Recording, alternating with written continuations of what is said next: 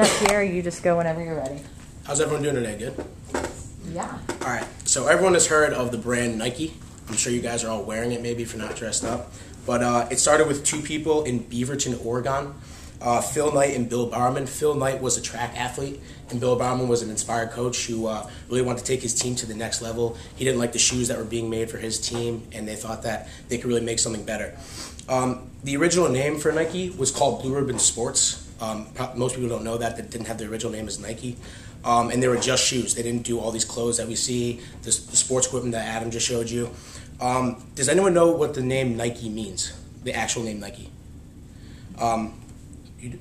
All right, it's a Greek winged goddess. I was a little shocked. I didn't think I was going to know that. Kind of took me off guard there. But it's a Greek winged goddess, and it symbolizes victory. So when the Greeks would win battles, they would yell Nike instead of victory. So I thought that was actually really cool.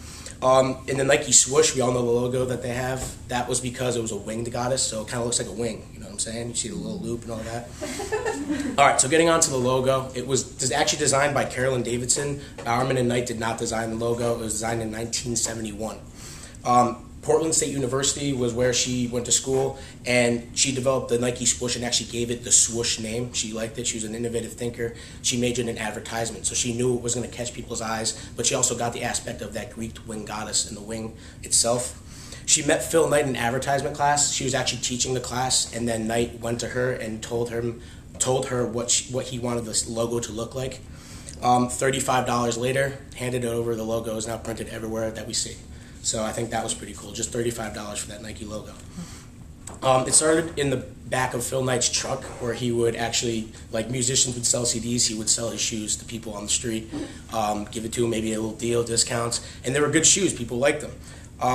Bowerman, who was the coach, just wanted, like I said, a lighter, faster, more durable shoe. He thought the shoes being made weren't capable of maintaining his track player's ability.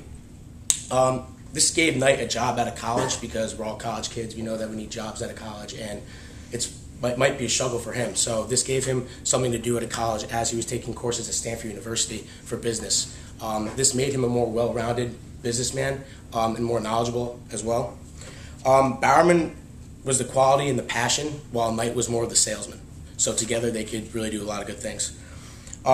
Knight traveled to Japan and started selling shoes over there, learning their business trade, because it was cheaper to make shoes in Japan. So economically, it just worked out for them.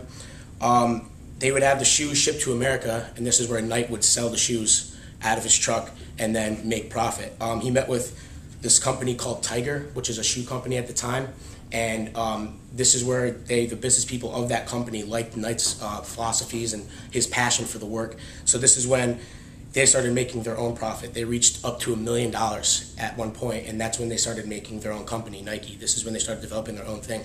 He was represented by Blue Ribbon Sports, which actually didn't exist. So when he met with the officials, he would tell them, oh, I'm represented by Blue Ribbon Sports, but it really was just him selling them out of his truck. So that's kind of like a hustler thing if you think about it.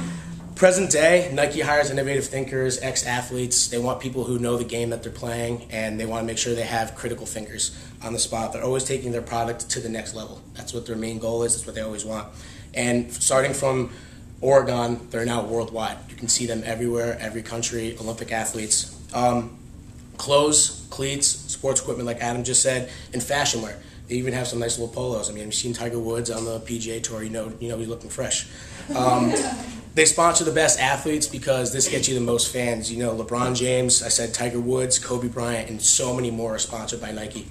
And representing more athletes will just generate more fans for your company. More people will like your company. I know a lot of people in this school like to wear Nike instead of Adidas. So they have 7 subsidiaries which specialize in different sports. So they have their own sports like golf section that just takes golf to the next level, which I think is really keen. They don't just have like salesmen, they have scientists, because right now they're at an all-time high with what they're making, and so I feel like they need to take it to the next level and get real scientific with all the fractions. Started in one state, and it is now in 160 different countries. You can find Nike in 160 different countries. That's amazing. Like, I don't know any other brand that does that. There's now more than 44,000 employees, and they're inspiring athletes with innovative thinking. And if you guys didn't know this, the NFL jerseys now are all Nike. So that's another expansion that they put onto their company. So that's going to make them even more astronomical. I hope you guys learned a little bit about Nike today, and thank you for giving me a little bit of your time.